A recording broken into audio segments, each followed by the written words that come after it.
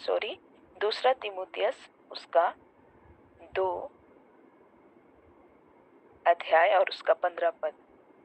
यहाँ पर लिखा है, अपने आप को परमेश्वर का ग्रहण योग्य और ऐसा काम करने वाला ठहराने का यत्न कर, जो लज्जित होने ना पाए और जो सत्य के वचन को ठीक रीति से काम में लाता हो। हम लोग तीमुथियुस के बारे में जानते हैं कि पौलुस ने उसे कलीसिया की रखवाली के लिए रखा था और उससे वो कह रहे हैं कि अपने आप को परमेश्वर का ग्रहण योग्य और ऐसा काम करने वाला ठहराने का यत्न कर, जो लज्जित होने ना पाए, जो सत्य के वचन को ठीक रीति से काम में लाता हो। तो ये जो सत्य का वचन है, जब हम उसे ठीक रीति से काम में लाते हैं तो वो हमारे लिए और भी फलदायी होता है। जिस प्रकार से संसार में हम ज्ञान प्राप्त करते हैं, स्कूल की पढ़ाई के लिए जाते हैं, तो ऐसा नहीं है कि हम कुछ भी पढ़ना शुरू करते हैं, लेकिन उसको पढ़ने का भी कुछ नियम होता है। जैसे पहले हम लोग अक्षर सीखते हैं, फिर हम लोग शब्द सीखते हैं, तब फिर हम वाक्य का निर्माण करते हैं। इस प्रकार से हम क्रमबद्ध तरीके से स्टडी करते हैं। जैसे हम लोग पहले नर्सरी में पढ़ते हैं, फिर हम लोग 1 2 3 4 क्लास करते हुए आगे ऊपर के क्लास तक पहुंचते हैं। उसी प्रकार से जब हम बाइबल के वचनों की बात करते हैं, तो उसको पढ़ने का या उसकी व्याख्या करने के भी कुछ स्पष्ट नियम हमें मिलते हैं।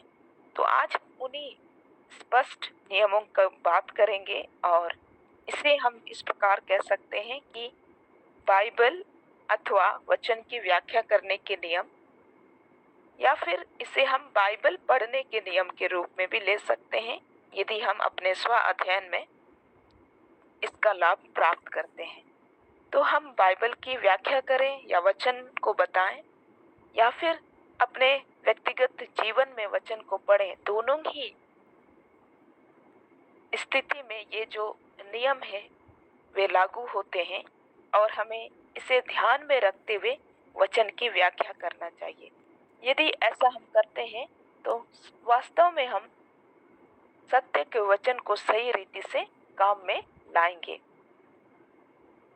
तो हम लोग इसके नियम में जाएंगे। उससे पहले 2 शब्द हमें मिलते हैं जो वचन के बदले में इस्तेमाल होते हैं, वो है लोगोस और रेमा। जो वचन बाइबल के लिए जो वचन शब्द जो इस्तेमाल हुआ है, उसके लिए 2 शब्द हमें मिलते हैं, लोगोस और रेमा। हम देख लेते हैं ये लोगोस क्या है। लोगोस बाइबल के संपूर्ण सारांश को बताता है, यानी लोगोस का अर्थ है बाइबल का संपूर्ण सारांश। यानी कि बाइबल से जो संपूर्ण संदेश निकल कर आता है उसे हम लोगोस कहते हैं। जैसे यदि हम उत्पत्ति की पुस्तक को लें, तो उत्पत्ति की पुस्तक की जब हम लोग बात करते हैं, तो उत्पत्ति की पुस्तक से कुछ संदेश निकल कर आता है। पूरे बाइबल से भी कुछ संदेश निकल कर आता है, और जितने पुस्तक हैं उससे भी कुछ संदेश निकल कर आते हैं, और जितने अलग अलग अध्याय हैं या अलग अलग पद हैं उससे भी अलग अलग संदेश निकल करके आते हैं। तो इन्हीं सभी चीजों को हम लोगोस का नाम देते हैं। जैसे जब हम लोग बात करते हैं उत्पत्ति के बारे में, तो उत्पत्ति से हमें कुछ चीजें संदेश के रूप में मिलती है। जैसे इसमें हमें जगत की सृष्टि के बारे में पता चलता है, और उसके साथ में मानव जाति की उत्पत्ति कैसे हुई और इस संसार में किस प्रकार से पाप और दुख का आरंभ हुआ, और इसी के साथ में हमें कुछ घटनाएं मिलती है जिसके माध्यम से हम परमेश्वर के कामों को भी देखते चले जाते हैं। और फिर हमें इस्राएल जो थे, जो प्रारंभिक जाति मानी जाती है, जिसे परमेश्वर ने तैयार किया ताकि उसके द्वारा फिर से पृथ्वी को बसाए, उस जाति का वर्णन भी हमें मिलता है, उसके शुरू होने का वर्णन मिलता है। और फिर हम उसे इस प्रकार देखते हैं कि किस प्रकार परमेश्वर का काम शुरू होता है और कैसे परमेश्वर अपनी योजना को बढ़ाते हैं। तो ये एक प्रकार से हम कह सकते हैं उत्पत्ति की पुस्तक का संपूर्ण संदेश है। तो हम इसको कह सकते हैं कि ये लोगोस है। उसी प्रकार से जब हम लोग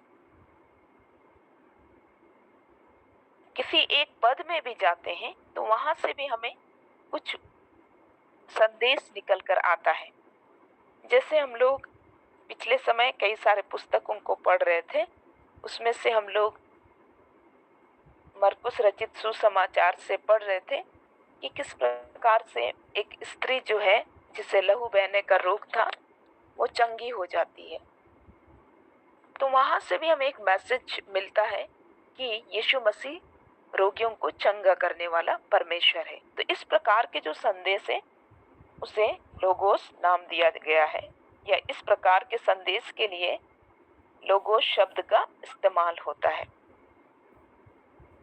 दूसरा जो शब्द है जो हमें मिलता है वो है रेमा।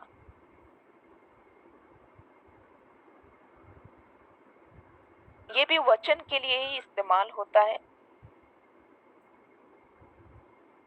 और इस प्रकार का जो वचन होता है, जो रेमा हम जिसे कहते हैं, वो वचन हम इसे परमेश्वर का प्रकाशन भी कहते हैं। ये परमेश्वर की आत्मा का बात करने का तरीका है, या हम कह सकते हैं कि परमेश्वर की आत्मा एक विश्वासी से तात्कालिक समय में जिस रूप में बात करती है वो रेमा के द्वारा बात करती है। मान लेते हैं हम अपने कोई पद का अध्ययन कर रहे हैं या फिर हम एक पुस्तक का अध्ययन कर रहे हैं, तो पढ़ते पढ़ते हो सकता है वो बातें हमें पहले नहीं पता थी, लेकिन जैसे ही हम किसी एक अध्याय में आए या फिर एक पद में आए तो वो पद जो है उसके अंदर की जो रहस्य थी वो प्रकट हो गई, या फिर हम कह सकते उसके अंदर का जो प्रकाश था वो खुल गया। तो वो रेमा के रूप, उसे हम रेमा कहते हैं, रेमा वचन कहते हैं। वो हमारे लिए रेमा के रूप में, प्रकाश के रूप में या प्रकाशित के रूप में, रहस्य के रूप, एक रहस्य था जो प्रकट हो गया, उस रूप में हमारे पास खुल जाता है। इस प्रकार के वचन को हम रेमा कहते हैं।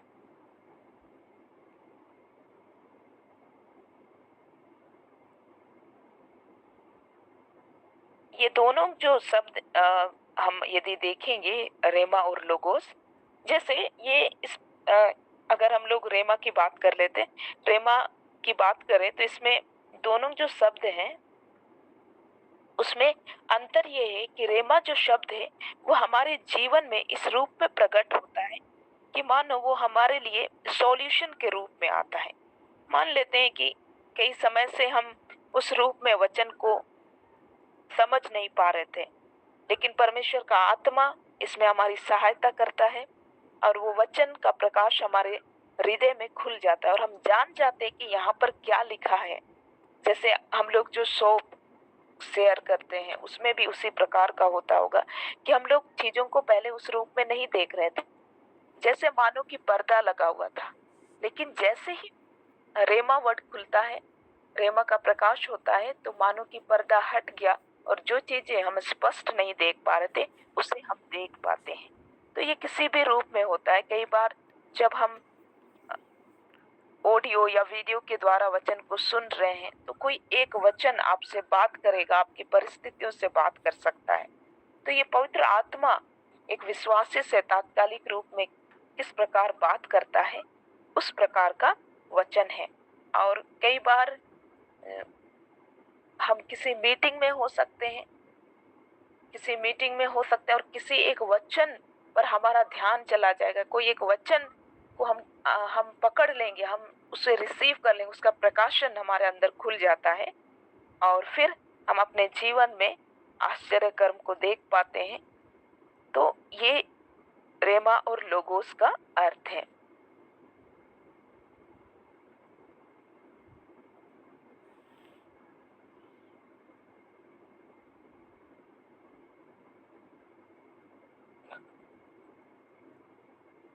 तो इस प्रकार से हमें रेमा और लोगोस के बारे में पता चल गया। तो लोगोस के बारे में हम लोग कह सकते हैं कि ये पूरा डॉक्ट्रिन है या पूरा सच्चाई है या बाइबल का पूरा सार है, हम कह सकते हैं। जो लिखित संदेश है उसे हम लोगोस कहते हैं। और रेमा रेमा एक ऐसा शब्द होता है जो और आत्मा के द्वारा हमारे जीवन में प्रकट होता है। आगे हम लोग देखते हैं, हम लोग इस विषय में बात कर रहे हैं कि सत्य के वचन को हमें ठीक रीति से काम में लाना सीखना है। तो वचन की व्याख्या करने के कुछ नियम हम देखते हैं, या फिर हम इसको कह सकते हैं कि बाइबल पढ़ने के नियम इस रूप में भी देख सकते हैं। जब हम अपना बाइबल स्टडी करते हैं तो हमें कुछ नियम का विशेष रूप से ध्यान रखना चाहिए। तो पहला नियम है संदर्भ का नियम, जिसको हम लोग रूल ऑफ कॉन्टेक्स्ट भी कहते हैं। दूसरा है प्राथमिक पाठक का नियम या रूल ऑफ फर्स्ट ऑडियंस। तीसरा है समय का नियम या रूल ऑफ टाइम। चौथा है इतिहास और संस्कृति अथवा पृष्ठभूमि का नियम, इसको हम लोग कहेंगे रूल ऑफ बैकग्राउंड, हिस्ट्री और कल्चर। पांचवा है शब्द का नियम, रूल ऑफ वर्ड। नेक्स्ट है वचन केंद्रित व्याख्या, या हम इसको कह सकते हैं वर्ड बेस्ड इंटरप्रिटेशन। नेक्स्ट है विभिन्न अनुवादों की सहायता लेना, हम इसे कह सकते हैं to take help of different translation. इस प्रकार से हम देखते हैं कि वचन की व्याख्या करने के नियम बताए गए हैं और हमें वास्तव में इन नियमों का पालन करना भी चाहिए। जब हम इसे सीख रहे हैं तो मैं भी पहले इन चीज़ों को नहीं जानती थी और मैं ऐसे ही पढ़ती थी, लेकिन परमेश्वर की दया से मैंने इन चीज़ों को सीखा और मेरे जीवन में इन बातों ने अद्भुत परिवर्तन को लेकर आया। तो जो पहला नियम है वो है संदर्भ का नियम। बाइबल में जब हम पढ़ते हैं या फिर हम पढ़ना शुरू करते हैं तो हमेशा इसे हमें संदर्भ में पढ़ना चाहिए। संदर्भ में पढ़ने का अर्थ क्या है? संदर्भ में पढ़ने का अर्थ ये है कि यदि हम किसी भी पुस्तक को पढ़ते हैं तो हमें पहला अध्याय से ही शुरू करना चाहिए, और इससे हम जब एक एक पत्री करके पढ़ते चले जाएंगे तो हमें सही अर्थ जो है वहां तक हम पहुंच पाते हैं। लेकिन ऐसा कभी कभी नहीं भी होता है, क्योंकि हम हो सकता है किसी एक पद को लेना चाहते हैं, जैसे हम लोग सोप में करते हैं। तो उसमें हम लोग क्या करेंगे, हम किसी एक पद को ना लेकर के हम उसके ऊपर और नीचे को भी देखते हैं कि उसके ऊपर हमें कौन सी बातें कहा जा रहा है और कौन सी बातें नीचे लिखी हुई है।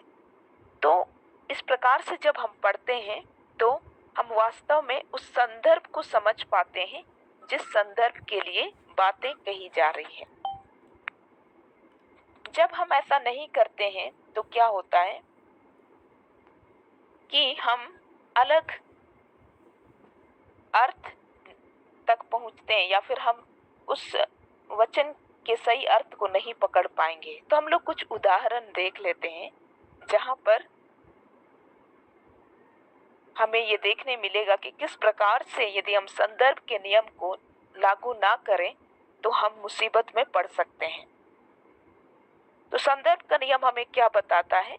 जब हम किसी विशेष पद को पढ़ते हैं तो हमें विशेष रूप से उस पद के ऊपर के भागों और उसके नीचे के भागों को भी पढ़ना चाहिए, और तब हम सही अर्थ को जान पाएंगे। हम लोग निकालेंगे पहला कुरिन्थ 3:16, और यहाँ से हम लोग देखने की कोशिश करेंगे कि किस प्रकार से संदर्भ में ना पढ़ने से हमें सही अर्थ नहीं पता चलेगा। यहाँ पर लिखा है, क्या तुम नहीं जानते कि तुम परमेश्वर का मंदिर हो और परमेश्वर का आत्मा तुम में वास करता है। तो ये जो वचन है, क्या तुम नहीं जानते कि तुम परमेश्वर का मंदिर हो और परमेश्वर का आत्मा तुम में वास करता है। तो ये वचन कई बार लोगों के लिए इस्तेमाल किया जाता है। लोग मतलब व्यक्तिगत रूप से लोगों के बारे में इस वचन को संबोधित किया जाता है कि क्या तुम नहीं जानते, यानी कि क्या एक मनुष्य होकर व्यक्तिगत रूप से नहीं जानते कि तुम्हारा जो शरीर है, कि यानी कि तुम जो हो परमेश्वर का मंदिर हो और परमेश्वर का आत्मा तुम में वास करता है। लेकिन अगर हम लोग पहला कुरिन्थ का संदर्भ देखें तो हमें पता चलता है कि पहला कुरिन्थ जो है किसको लिखी जा रही है। हमें ये मिलता है पहला कुरिन्थ में ही पहला अध्याय और उसके पहले ही पद से, पौलुस की ओर से जो परमेश्वर की इच्छा से यीशु मसीह का प्रेरित होने के लिए बुलाया गया और भाई सोस्थिनेस की ओर से परमेश्वर की उस कलीसिया के नाम जो कुरिन्थिस में है। किसके नाम लिखा जा रहा है? उस कलीसिया के नाम जो कुरिन्थिस में है, यानी कि वो कलीसिया जो कुरिन्थ में रहती है, उन्हें संबोधित करते हुए यहाँ पर लिखा जा रहा है। तो यहाँ पर जब हम लोग देखते हैं, क्या तुम नहीं जानते कि तुम, यहाँ पर तुम शब्द जो है, तो उसे सुनकर ऐसा लगता है कि जैसे ये व्यक्तिगत रूप से किसी व्यक्ति के लिए कहा जा रहा है, लेकिन यहाँ पर तुम शब्द जो है पूरी कलीसिया को संबोधित किया जा रहा है। और फिर उसे हम लोग आगे पढ़ते हैं तो हमें इस रूप में मिलता है,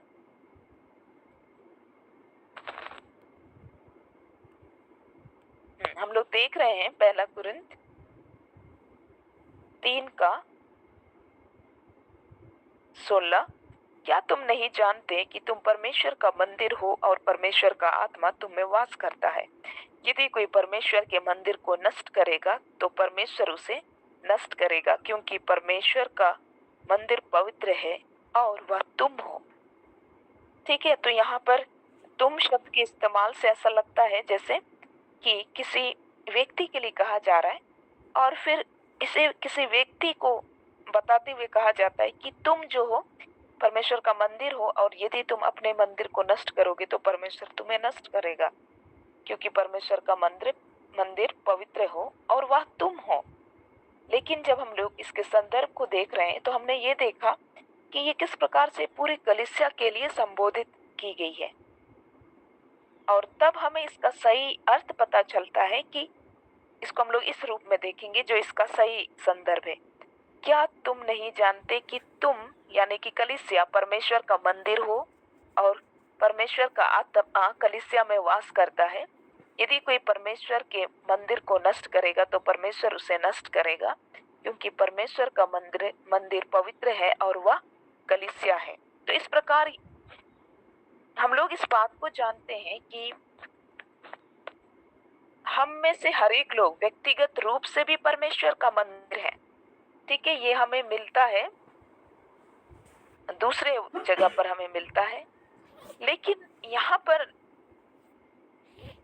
पर एक और अर्थ हमें पता चल रहा है कि हम मिल करके भी परमेश्वर के मंदिर हैं, और तो उस मंदिर में हमें किस प्रकार से व्यवहार करना है, जब हम एक कलीसिया है तो उसमें हमें किस प्रकार से व्यवहार करना है, उस बारे में कहा जा रहा है। तो जब हम व्यक्तिगत रूप वाले को ही सभी जगह लागू करेंगे तो हम जो कलीसिया के विषय में कहा जा रहा है उस अर्थ से चूक सकते हैं। तो दोनों ही बातें हैं, हम व्यक्तिगत रूप से भी परमेश्वर का मंदिर है और सामूहिक रूप से भी परमेश्वर का मंदिर है। तो यहाँ पर हमें जिस विषय में कहा जा रहा है कि हम सामूहिक रूप में परमेश्वर का मंदिर है और इसलिए जो कलीसिया को नष्ट करे परमेश्वर उसे नष्ट करेगा, इस प्रकार का अर्थ हमें देखने के लिए मिल रहा है। लेकिन हम जानते हैं कि व्यक्तिगत रूप से भी हम परमेश्वर का मंदिर हैं, लेकिन यहाँ पर उस बात को नहीं कहा जा रहा है। जब हम उसी अर्थ को यहाँ पर लगाते हैं संदर्भ को नहीं पढ़ने के कारण, तो हम क्या करेंगे, जो कलीसिया होकर के हमारे लिए जो आशीष की बात कही गई है या फिर हमारे लिए जो चेतावनी की बात कही गई है, हम उसे नहीं समझ पाएंगे और इस प्रकार से हम वचन की गलत व्याख्या करेंगे या फिर वचन को हम गलत रूप में समझेंगे और इस प्रकार से परमेश्वर का वचन जिस रूप में प्रकट है उसके सही आशीष को प्राप्त नहीं कर पाएंगे। एक और जगह पर लिखा है कि क्या तुम नहीं जानते कि तुम परमेश्वर का मंदिर हो और परमेश्वर का आत्मा तुम में वास करता है। यदि किसी को पता है तो आप हेल्प कर सकते हैं।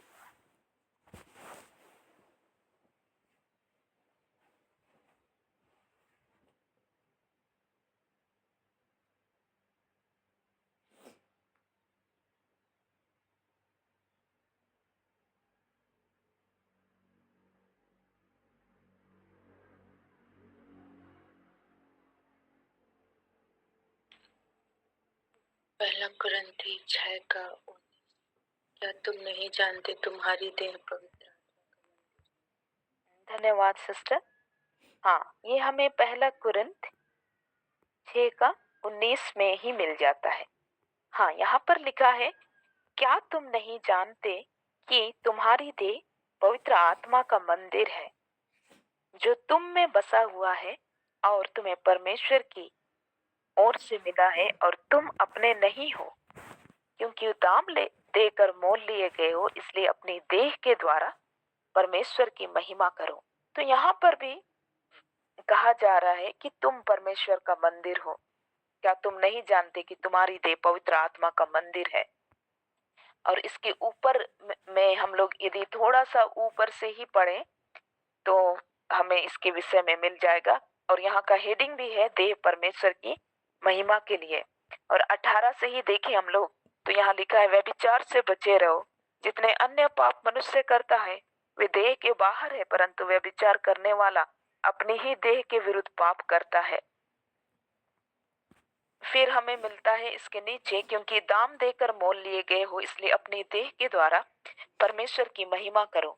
तो यहाँ पर जो हमें स्पष्ट रूप से संदेश मिल रहा है उससे हमें पता चल रहा है कि यहाँ पर जब पवित्र आत्मा के मंदिर होने की बात की जा रही है तो वो देह के विषय में कही जा रही है।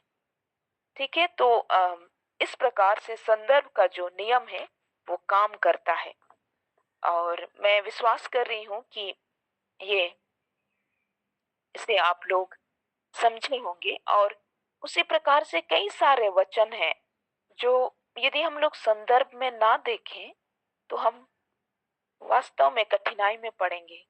क्या आप में से कोई ऐसे वचन जान रहे हैं तो आप भी इस समय बोल सकते हैं। कोई ऐसे वचन जो संदर्भ में यदि हम ना पढ़ें तो हम उसका गलत अर्थ निकाल सकते हैं। ये आपका अवसर है।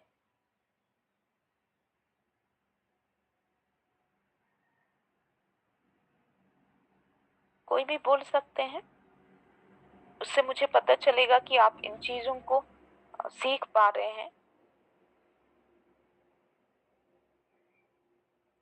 जैसे कि मत्ती 18 का 18।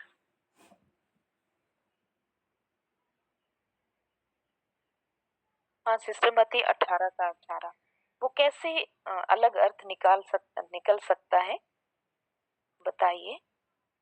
जी, इसमें ऐसा लिखा है कि मैं तुमसे सच कहता हूँ, जो कुछ तुम पृथ्वी पर बांधोगे वह स्वर्ग में बंधेगा और जो तुम पृथ्वी पर खोलोगे वह स्वर्ग में खुलेगा। तो मैंने देखा है कि इस वचन को शैतान को बांधते हैं।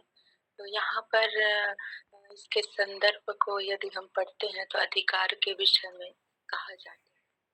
इस प्रकार संदर्भ इस्तेमाल कर सकते हैं। बहुत अच्छा सिस्टर कि यहाँ पर वास्तव में शैतान को बांधने की बात भी कही गई है ना। एक बार यीशु मसीह बोले थे कि जब तक हम लोग बलवान को बांध ना ले तब तक हम लोग उसको वश में नहीं कर सकते। लेकिन यहाँ पर जैसे सिस्टर बोल रही है कि यहाँ पर अधिकार के विषय में कहा जा रहा है, तो यहाँ पर जो संदर्भ होगा वो अधिकार का संदर्भ है कि किस प्रकार से हम अधिकार के द्वारा पृथ्वी में चीजों को बांधते हैं और पृथ्वी में चीजों को खोलते हैं, और वो स्वर्ग में भी होती है। तो इसी इसी इसी सेम वचन को या पद को हम उपयोग करके यदि हम शैतान के लिए करते हैं, तो हम एक प्रकार से जो वास्तव में यहाँ पर अधिकार के लिए कहा जा रहा था उसको मिस कर देंगे।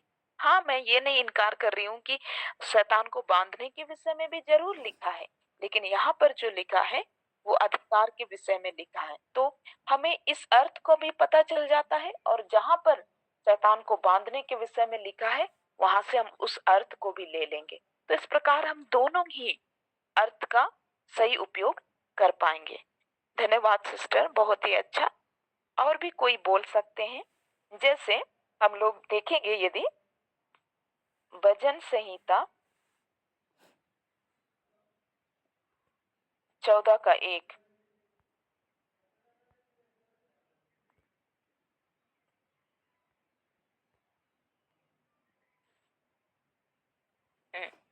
यहाँ पर देखिए, हम लोग इस रूप में कह सकते हैं कि बाइबल में ये भी लिखा है कि कोई परमेश्वर है ही नहीं।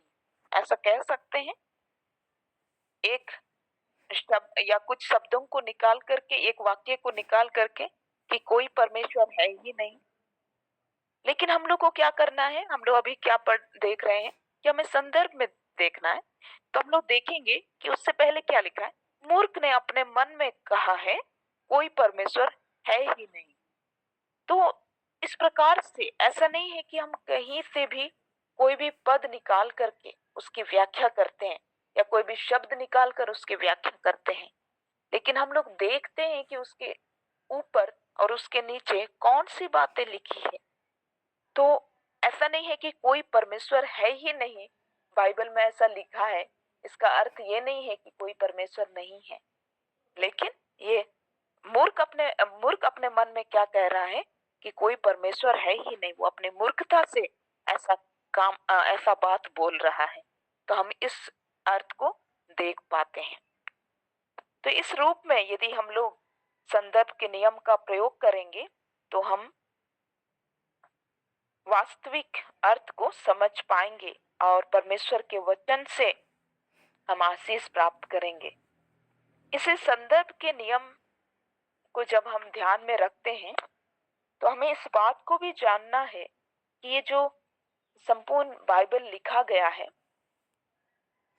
जब ये वास्तविक रूप में लिखा गया था, यानी कि जब वो पहली बार लिखा गया, या इसका जो मूल रूप है, ओरिजिनल वर्जन हम लोग जिसको कहेंगे, तो उसमें ओरिजिनल वर्जन में हमें अध्याय और पद नहीं मिलते हैं।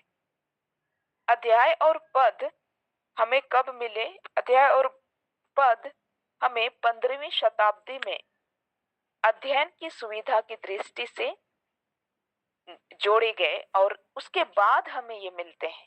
इसलिए यदि हम लोग बाइबल को पढ़ते हैं और सामान्य रूप में पढ़ते चले जाते हैं, और यदि हम लोग अध्याय और पद को अधिक ध्यान ना भी दें तो कुछ फर्क नहीं पड़ेगा। इनफैक्ट हम लोग सही अर्थ तक ही निकलेंगे, पहुंचेंगे, क्योंकि ये उस रूप में लिखी गई कि मानो कोई शीर्षक नहीं था, कोई पद नहीं था या कोई अध्याय नहीं था, वो बस लिखते चले गए। और बाद में इसे सुविधा की दृष्टि से, जैसे अभी हम लोग सामूहिक रूप में अध्ययन करते हैं, तो यदि हमें नहीं पता हो कि मैं किस जगह से मैं वचन को निकाल रही हूँ, तो आप उस चीज को नहीं निकाल पाएंगे। मैं कैसे कहूंगी कि मत्ती 4 का 5 है ना, तो क्योंकि 4 या 5 था ही नहीं, मतलब अध्याय 4 था ना पद 5 था। तो ये अध्ययन की सुविधा से, विशेष रूप से जो सामूहिक अध्ययन होते हैं या फिर व्यक्तिगत अध्ययन भी होते हैं, तो उसे उसके दृष्टि से ये बाद में 15वीं शताब्दी में डाला गया है। तो इसलिए हमें इस बात को जानना है। हालांकि हम इस समय जब हम लोग बाइबल जिस रूप में है तो हम जरूर अध्याय और पदों का ध्यान रखते हैं, लेकिन हमें वास्तविकता भी जानना है कि इसका जो ओरिजिनल वर्जन है उसमें कोई अध्याय और पद संख्या नहीं थे। वो हमें इसी सामान्य रूप में मिलते थे और बाद में इसे डाला गया है। इसलिए हम उसे अगर एक्सक्लूड भी करें, उसे ध्यान में ना भी रखें, तो उससे कुछ फर्क नहीं होगा, हम फिर भी उसके सही अर्थ तक पहुंच पाएंगे। तो ये संदर्भ का नियम है, इसे हमें ध्यान में रखना है, और ये पहला नियम है जो सबसे ज्यादा महत्वपूर्ण है। दूसरा जो नियम है वो है प्राथमिक पाठक का नियम। इसको बोलते हैं रूल ऑफ फर्स्ट ऑडियंस। तो हम जानते हैं बाइबल में जितनी भी पुस्तकें लिखी गई है, उत्पत्ति से लेकर प्रकाशित वाक्य तक, सभी पुस्तकें जो है कुछ पाठकों को ध्यान में रखकर लिखी गई है। तो जिस और उसी को संबोधित करते हुए लिखी जा रही है। जैसे अभी हम लोग तिमोथियस की पत्री पढ़ रहे थे, तो तिमोथियस को लिखी गई, उसका जो प्राथमिक पाठक था वो तिमोथियस था। तो आज हम लोग द्वितीय पाठक हम लोग हैं। जो प्राथमिक पाठक थे वे लोग हैं जिन्हें डायरेक्टली या प्रत्यक्ष रूप से संबोधन करते हुए लिखी गई थी। और आज जब हम जिस स्थिति में हैं, तो हम स्वयं को द्वितीय पाठक समझ सकते हैं, और यानी कि जो प्राथमिक पाठक को लिखी गई उसके अलावा बाकी लोग जो जो पढ़ते हैं, तो उसे हम द्वितीय पाठक कहेंगे। तो जब हम लोग प्राथमिक पाठक के नियम को देखते हैं, तो हमें इस बात को भी समझना है कि जो प्राथमिक पाठक थे उसके हिसाब से भाषा, लहजा, उदाहरण, ये चीजों का सहारा लिया गया है। और इसीलिए जो प्राथमिक पाठक है उसी के अनुसार कई बार हमें लहजा दिखाई देगा, कई बार हमें उदाहरण दिखाई देगा।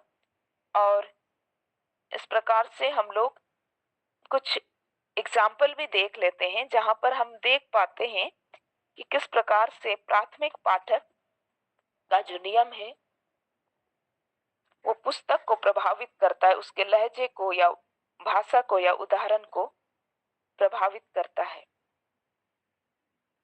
तो ये हमें मिलेगा मत्ती रचित सुसमाचार में। हम लोग देख लेते हैं मत्ती उसका पहला अध्याय और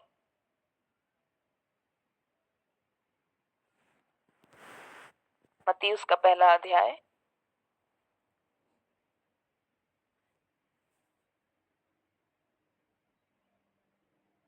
अच्छा, इसको हम लोग छोड़ देते हैं, यहाँ पर भी है, लेकिन मत्ती उसका दूसरा अध्याय और उसका 23 पद।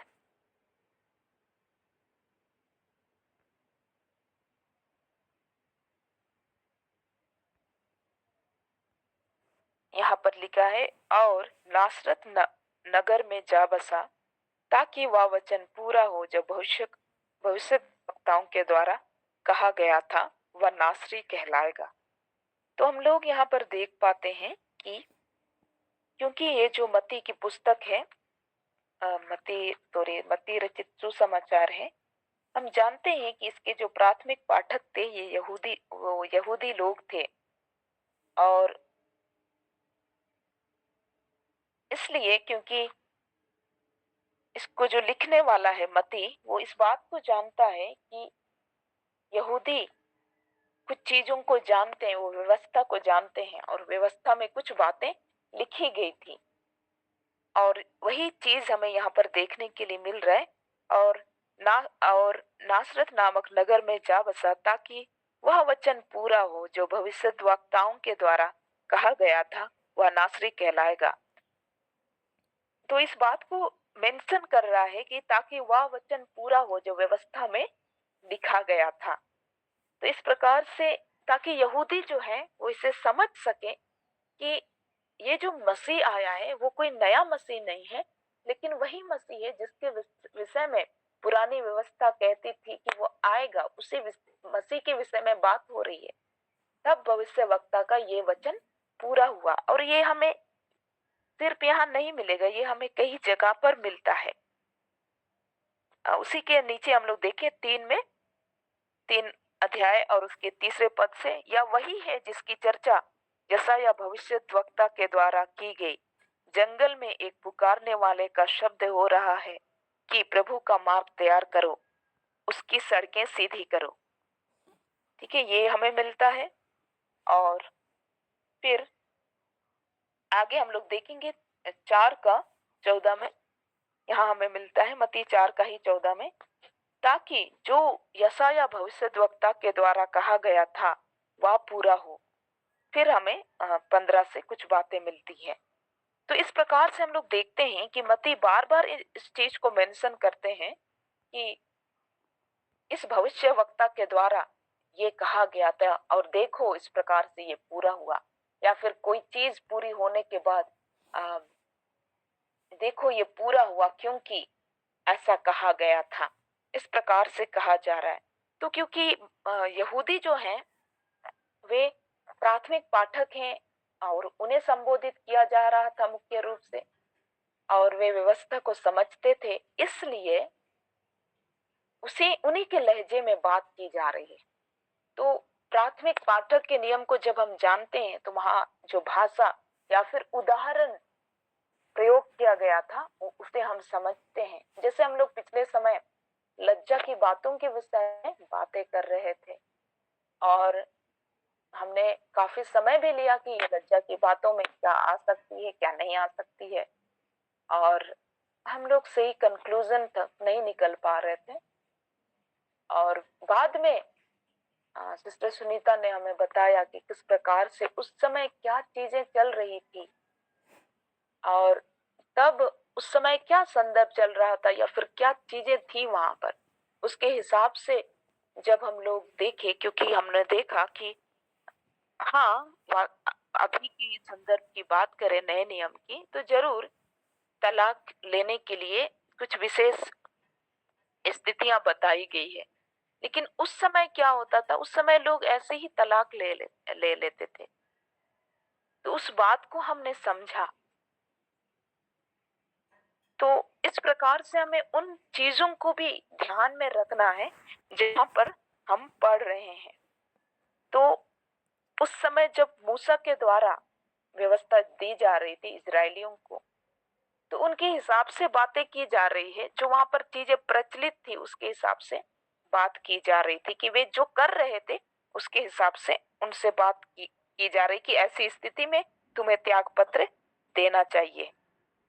और जब हम इस नियम को देख रहे हैं तो हमें ये भी जानना है कि हम द्वितीयक पाठक हैं, तो हमारे लिए आज कोई भी पुस्तक क्या अर्थ रखती है। तो प्राथमिक पाठक के लिए जो अर्थ रखती है वही अर्थ द्वितीयक पाठक के लिए भी रखती है। ठीक है, प्राथमिक पाठक के लिए जो अर्थ वो पुस्तक रखती है वही अर्थ द्वितीयक पाठक के लिए भी रखती है। जैसे यदि हम लोग कुरिन्थ की पुस्तक को पढ़ते हैं तो कुरिन्थ के लोगों के लिए जो अर्थ रखती थी वही अर्थ हमारे लिए भी रखेगी। और यदि ऐसा नहीं होता है तो फिर बाइबल लिखने का कोई मतलब नहीं है। नहीं तो ऐसा होगा कि कोई कहेगा कि मैं मेरे लिए तो ये अर्थ रखता है, मैं ऐसा समझता हूँ, जाओ तुम कुछ भी कहो मुझे फर्क नहीं पड़ता। तो ऐसा नहीं है। जो प्राथमिक पाठक के लिए लिखी गई थी, हाँ, हम वहां से जरूर इन बातों को सीखते हैं कि लहजा कैसा है, भाषा कैसा है, उदाहरण कैसा है, लेकिन हमारे लिए भी अर्थ वही रखती है, हमारे लिए अर्थ नहीं बदलता है। हालांकि वहाँ की जो संस्कृति है या फिर बैकग्राउंड है उसके हिसाब से कभी कभी कुछ बातें में कुछ परिवर्तन हो सकता है, कुछ लचीलापन हो सकता है, लेकिन मोटे तौर पर देखें तो द्वितीयक पाठक के लिए भी वही अर्थ रखेगी।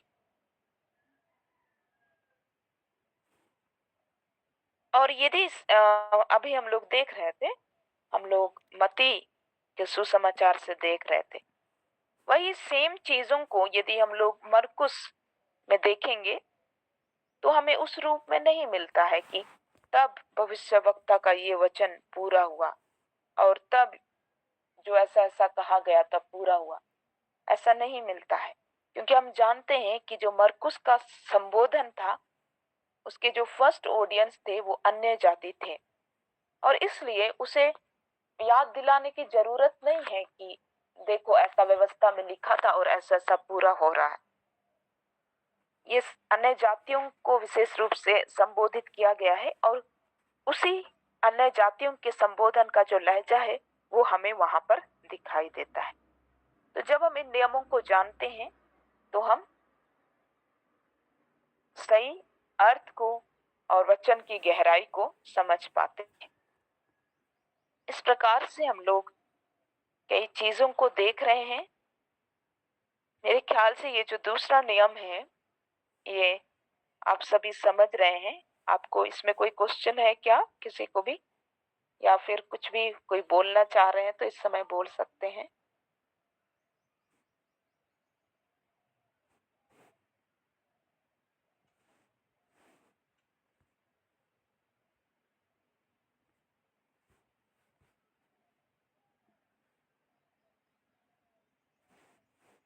तो हमने दूसरा नियम को देखा और अभी हम लोग तीसरा नियम देख लेते हैं। तीसरा जो नियम है वो है समय का नियम। समय का नियम हमें ये बताता है कि कुछ वचन जो है या कुछ पद जो है वो समय के साथ बंधी है और वो किसी विशेष समय में काम करती है, और हम इसे समय के बाद दावा नहीं कर सकते या समय से पहले दावा नहीं कर सकते। इस प्रकार के कुछ वचन भी हमें मिलते हैं। जैसे यूहन्ना रचित सुसमाचार उसके 16 अध्याय और 24 पद में हम लोग देखेंगे। यूहन्ना रचित सुसमाचार 16 अध्याय 24 पद। यहाँ पर लिखा है, अब तक तुमने मेरे नाम से कुछ नहीं मांगा, मांगो तो पाओगे ताकि तुम्हारा आनंद पूरा हो जाए। तो हम लोग यहाँ पर क्या देख रहे हैं? यीशु मसीह कह रहे हैं कि अब तक तुमने मेरे नाम से कुछ नहीं मांगा, मांगो तो पाओगे ताकि तुम्हारा आनंद पूरा हो जाए। यदि हम इस समय को देखें तो ये यीशु मसीह की मृत्यु से ठीक पहले की बातें हैं, और यीशु मसीह अंतिम समय में कुछ बातों को बता देना चाहते हैं और उन बातों को वो बता रहे हैं, और उन्हीं बातों को बताते हुए वे कहते हैं कि अब तक तुमने मेरे नाम से कुछ नहीं मांगा, मांगो तो पाओगे ताकि तुम्हारा आनंद पूरा हो जाए। तो जिस समय यीशु मसीह इस बात को कह रहे हैं उस समय वास्तव में यीशु मसीह के नाम से किसी ने कुछ नहीं मांगा था, क्योंकि यीशु मसीह उस मृत्यु को प्राप्त नहीं किए थे, पुनरुत्थान नहीं हुआ था, और इसलिए यीशु मसीह की जो नाम का सामर्थ्य है वो प्रकट नहीं हुआ था। और उसका नाम का सामर्थ्य काम करे या उसके नाम से हम कुछ मांगे, उसके लिए ये जरूरी था कि यीशु मसीह मृत्यु में जाएं, फिर जीवित हों और स्वयं को परमेश्वर के सम्मुख बलिदान के रूप में प्रकट करें। तो ये बातें नहीं हुई थी, और इसलिए कोई भी व्यक्ति उनके नाम से नहीं मांगता था, या चेले भी जो थे वे नहीं जानते थे कि उनके नाम से मांगना है। तो इसलिए यहाँ पर कहता है कि अब तक तुमने मेरे नाम से कुछ नहीं मांगा। तो इस वचन को जिस समय में कहा गया उस हिसाब से ये वहां पर कुछ चीजें प्रकट करती थी कि एक समय आएगा, अब तक तो ऐसा नहीं हुआ है कि तुम मेरे नाम से अब तक तुम नहीं मांगे हो, लेकिन एक समय आएगा जब तुम मांगोगे और तुम्हारा आनंद पूरा हो जाएगा। इस प्रकार की बातें वे कह रहे हैं। तो इस पद को लेकर हम हमेशा नहीं कह सकते कि अब तक तुमने मेरे नाम से कुछ नहीं मांगा, या अब तक तुमने यीशु के नाम से कुछ नहीं मांगा। यदि हम कलीसिया की बातें करें, और या वैसे लोग जो नए जन्म को प्राप्त किए, वे जानते ही हैं कि हमें यीशु के नाम से मांगना है, और यीशु के नाम से ही हमें चीजें मिलती है।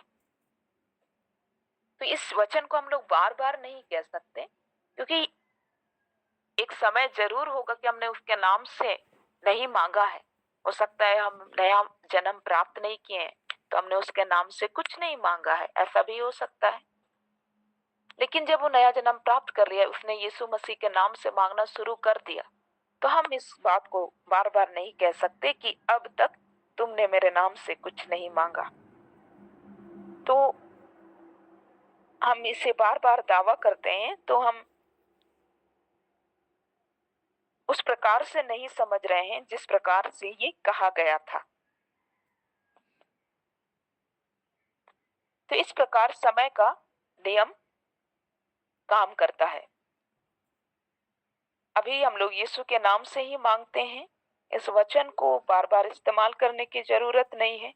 हाँ, ऐसे लोगों को हम लोग कह सकते हैं, हो सकता है नया विश्वास में आ रहे हैं, नहीं जानते हैं, तो हम उनको कह सकते हैं कि हमें यीशु के नाम से मांगना है। लेकिन जब उन्होंने मांग लिया, तो बार बार हम ये नहीं कह सकती कि अब तक तुमने यीशु के नाम से कुछ नहीं मांगा है। और इस प्रकार से समय का नियम काम करता है। समय के नियम के बारे में और भी उदाहरण हो सकते हैं। बाइबल में कई उदाहरण भी हैं, और मैं विश्वास करती हूँ कि आप सभी लोग भी इन चीजों को भी ध्यान रखते होंगे। आप में से कोई एक ऐसा कुछ शेयर करना चाहते हैं समय के नियम के बारे में, तो या फिर कोई भी नियम जो अभी तक हमने देखा, तो आप इस समय बता सकते हैं।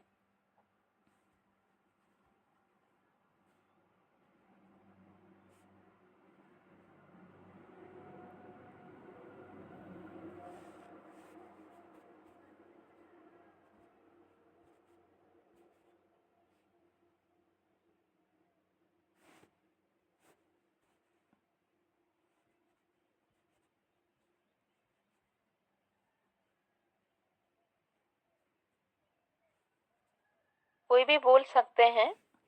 क्या आप लोग मेरी बातें समझ रहे हैं?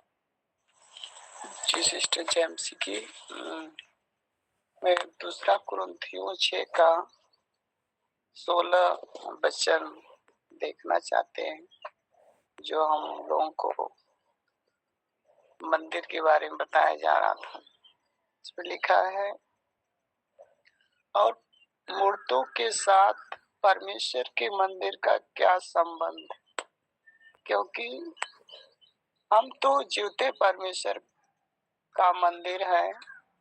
जैसा परमेश्वर ने कहा है कि मैं उनमें बसूंगा और वे उसमें चला फिरा करूंगा, और मैं उनका परमेश्वर होऊंगा और वो मेरे लोग होंगे। 18 में लिखा है, मैं तुम्हारा पिता होऊंगा और तुम मेरे बेटे और बेटियां होंगे। यह सर्वशक्तिमान प्रभु परमेश्वर का यही वचन है। और इस वचन से है कि हम सब परमेश्वर के मंदिर हैं और उसके बेटे बेटियां हैं, इससे हम जान सकते हैं। और कलीसिया भी परमेश्वर की मंदिर है। यही कहना था। आगे आप धन्यवाद भाई, बहुत अच्छा। सच में परमेश्वर का वचन हमें दोनों बातों को सिखाता है। जैसे भाई भी इस बात को बोल रहे हैं कि हम सब व्यक्तिगत रूप से भी परमेश्वर के मंदिर हैं, और सामूहिक रूप से कलीसिया होकर भी हम परमेश्वर के मंदिर हैं। और भी कोई अपनी बातों को रखना चाहते हैं तो इस समय रख सकते हैं। यूहन्ना रचित सुसमाचार अध्याय 14 का 26 यहाँ पर समय के नियम को देख सकते हैं। परंतु सहायक अर्थात पवित्र आत्मा जिसे पिता मेरे नाम से भेजेगा, वह तुम्हें सब बातें सिखाएगा। तो उस समय पवित्र आत्मा नहीं भेजा गया था, और अभी भेज दिया गया है, तो इस समय के नियम के हिसाब से मैं सच में धन्यवाद बहन, बहुत ही अच्छा कि उस समय जब ये बातें कही जा रही थी तो उस समय वो बातें नहीं हुई थी, और यीशु मसीह एक समय के बारे में इंडिकेट कर रहे हैं, संकेत कर रहे हैं कि एक समय आएगा जब पवित्र आत्मा भेजा जाएगा। तो कुछ वचन हमें ऐसे भी मिलते हैं जो भविष्यवाणी के रूप में हमारे पास प्रकट होते हैं, जो उस समय हमें दिखाई नहीं देते हैं, लेकिन वो कुछ समय के बाद के लिए लिखे गए हैं। जैसे हम लोग प्रकाशित वाक्य को देखें तो वहां पर कई बातें लिखी गई है, लेकिन वो अभी के समय में नहीं पूरी हो रही है। लेकिन कुछ बातें हैं जो अभी पूरी हो रही हैं, लेकिन कुछ बातें हैं जो हो सकता है आने वाले कुछ समय में पूरी होंगी। जैसे हम लोग तेजस्वी कलीसिया की बात करते हैं, और फिर हम लोग जो अंतिम न्याय है उसकी बात करते हैं। तो उससे पहले कि अंतिम न्याय हो, उससे पहले कलीसिया तेजस्वी होगी, कलीसिया उठा ली जाएगी, ये सभी बातें पूरी होंगी। तो समय के नियम में वही बातें आती है कि कुछ बातें जो है वो समय के साथ पूरी होंगी या कुछ विशेष समय में पूरी होंगी, और उसके बाद फिर कुछ और बातें उन चीजों के पूरी होने के बाद कुछ और बातें पूरी होंगी। जैसे मसीह के विषय में भी भविष्यवाणी की गई थी कि वो एक कुंवारी से जन्म लेगा। फिर एक ऐसा समय आया जब वो वास्तव में एक कुंवारी से जन्म लिया, और लेकिन जब वो कहा जा रहा था यशायाह भविष्यवक्ता की पुस्तक में, तो उस समय वो बातें पूरी नहीं हुई थी, लेकिन एक समय की ओर संकेत किया जा रहा था कि एक ऐसा समय आता है जब ऐसा ऐसा बातें होगी, और वो समय भी हुआ।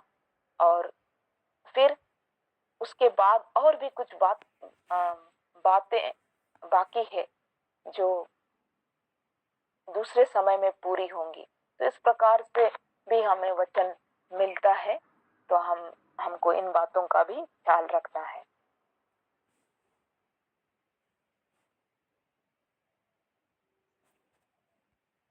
दूसरा हम लोग थोड़ा सा ही है, हम लोग नेक्स्ट नियम अभी देख लेते हैं।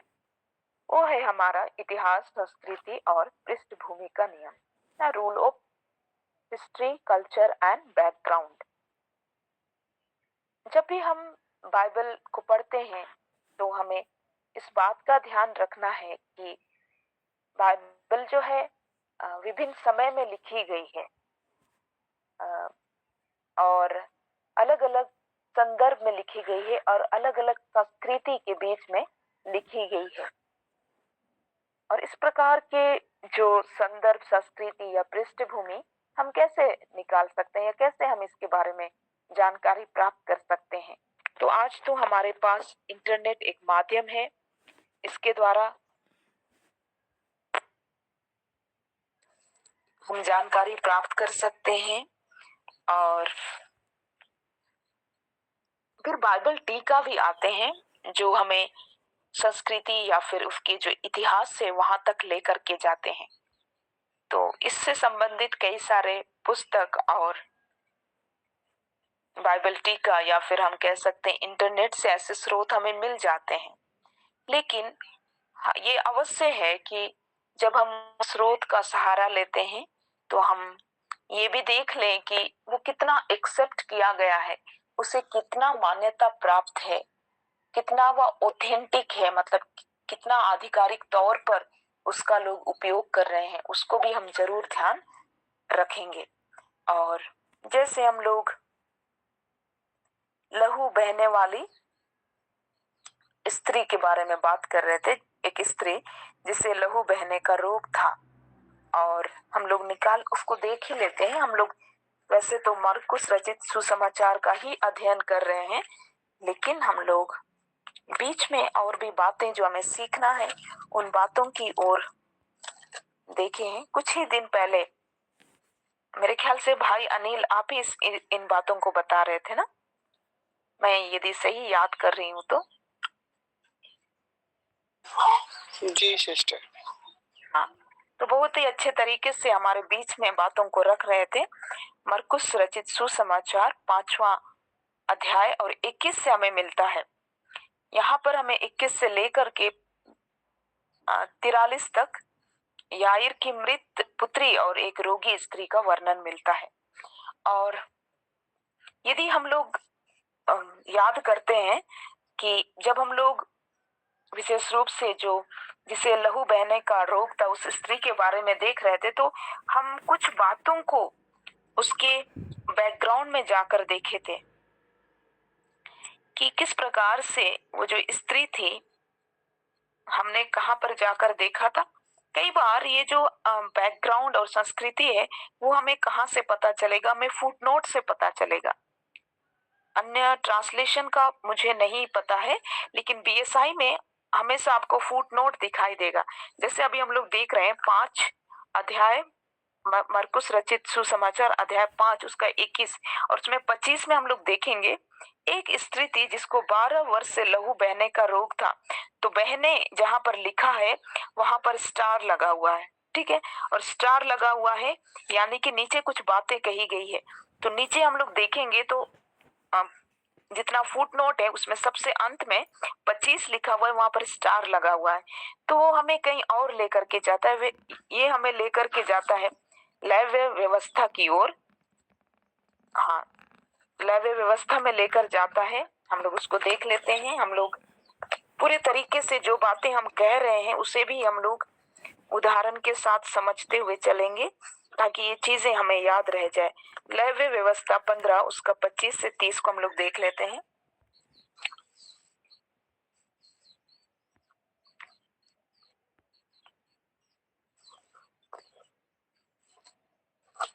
कोई किसी को मिल गया है तो पढ़ सकते हैं या फिर पढ़ने की जरूरत नहीं है। तो इस प्रकार से हम लोग इस बात को देख रहे हैं कि वो जो स्त्री थी उसे 12 वर्ष से लहू बहने का रोग था और इजरायलियों के पास जो नियम थे जो हमें लैव्य व्यवस्था में मिलेगा कि किस प्रकार से एक स्त्री को यदि जो अपने नियत ठहराए गए समय है उससे अधिक समय तक वो ऋतुमती रहती है तो वो अशुद्ध समझी जाती है, या फिर इस प्रकार के किसी प्रकार से लहू बहने की समस्या होती है तो अशुद्ध गिनी जाती थी इजरायलियों के हिस्ट्री के अनुसार या उनकी संस्कृति के अनुसार या उन्हें जो व्यवस्था दी गई थी उसके अनुसार। तो हम इस बात को देखते हैं कि क्योंकि वो व्यवस्था के अनुसार अशुद्ध ठहराई गई है इसलिए वो यीशु मसीह को सीधे तौर पर नहीं छू सकती है। लेकिन यदि हम लोग याईर के आराधनालय की बात करते हैं तो वो यीशु मसीह को सीधे तौर पर निमंत्रण देता है कि सामने से निमंत्रण देता है कि तू मेरे घर चलकर मेरी बेटी को चंगा कर। तो हमें इस बात को देखना है, हम इस बात को देख रहे हैं कि किस प्रकार से जो लहू बहने का जो रोग है वो स्त्री की स्थिति अलग है। वो इस रूप में है कि वो सीधे तौर पर नहीं छू सकती है क्योंकि वो अशुद्ध है और जो नियम के अनुसार व्यवस्था के अनुसार जिसको वो छुएगी वो भी अशुद्ध हो जाएगा। इसलिए वो अपने मन में इस बात को जान रही है कि यीशु मसीह को मैं नहीं छू सकती हूँ और इसलिए वो अपने मन में कहती है कि यदि मैं उसके वस्त्र ही को छू लूंगी तो मैं चंगी हो जाऊंगी, और वास्तव में वो ऐसा करती है। और इस प्रकार से जब हम उसके इतिहास को देख रहे हैं, उसकी संस्कृति को देख रहे हैं, जिस संस्कृति से ये स्त्री आती है, तो हम लोग इस बात को जान पा रहे हैं कि उसने किस प्रकार से विपरीत परिस्थिति में भी परमेश्वर पर भरोसा रखा। उसके साथ में स्थिति सामान्य नहीं थी, वो एक प्रकार का खतरा था, लेकिन उस खतरे को तोड़ करके उसने अपने विश्वास को इस्तेमाल किया। और सच में हमें जब उसने ऐसा किया तो हमें चंगाई जो है नए रूप में दिखाई देती है, जहां पर यीशु मसीह सीधे तौर पर नहीं कह रहे हैं कि या किसी के ऊपर हाथ रखकर चंगाई को रिलीज नहीं कर रहे, लेकिन कोई एक रोगी व्यक्ति उसके शरीर से चंगाई की सामर्थ को निकाल पा रहा है। इस बात को हम लोग देख पाते हैं। तो इस प्रकार से हम लोग जब बैकग्राउंड को भी समझते हैं, कल्चर को भी समझते हैं, तो हम वचन की गहराई तक जाते हैं और हम एक नई प्रकाशन तक पहुंचते हैं कि किस प्रकार से परमेश्वर का चंगाई ना सिर्फ इस रूप में व्यक्त होती है कि यीशु मसीह किसी के ऊपर किसी के सिर के ऊपर हाथ रख दिए, उस रूप में तो होती ही है, लेकिन हमने यहाँ पर स्त्री के द्वारा जाना कि उसकी ऐसी परिस्थिति थी, वो छू नहीं सकती थी, उसने वस्त्र को छुआ और सच में परमेश्वर का सामर्थ इस रूप में, चंगाई इस रूप में प्रकट हुई कि वो नए रूप से चंगाई की सामर्थ को प्राप्त की। तो इस प्रकार हम बैकग्राउंड को जानते हैं, कल्चर को जानते हैं, हिस्ट्री को जानते हैं, तो हम वचन की गहराई तक पहुंचते हैं और नई बातें हमारे लिए प्रकट होती है। तो ये नियम था, ये चौथा नियम था। और भी नियम है, हम लोग दूसरे दिन इसे देखेंगे। प्रभु हम सबों की सहायता करे। और आज मैंने थोड़ा सा समय लिया है ताकि हम लोग चीजों को अच्छे से समझे, लेकिन मैं विश्वास करती हूँ कि आप सभी लोग समझ रहे हैं इन बातों को और निश्चय हम आशीषित होंगे। प्रभु आप सभी को आशीष करे। आमीन। आमीन। धन्यवाद सिस्टर जी। मैम, मैं कुछ कहना चाहती हूँ। मैम, इसको भेज देना थोड़ा से, मतलब